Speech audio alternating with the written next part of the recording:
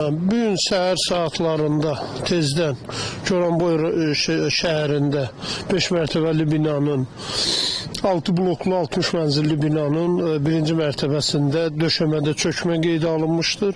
3 nəfər yüngül xəsarət alıblar və səhər tezdən rayon icra hakimiyyətinin bütün rəhbər şəxsləri, hüquq mühafizə orqanları, fövqəladə hallar, bütün aidiyyatı qurumlar bura səfərbər olunub.